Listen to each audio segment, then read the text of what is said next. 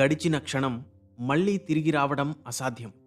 కాబట్టి జీవితాన్ని సంపూర్ణంగా అనుభవిస్తూ, ఆస్వాదిస్తూ, ఆనందంగా జీవించాలి. అంతేకాని ఆలోచనలతో ఆగిపోవద్దు. ఆలోచన, ఆందోళన అనేవి ఎప్పుడూ కూడా గతం గురించో, భవిష్యత్తు గురించో ఉంటాయి.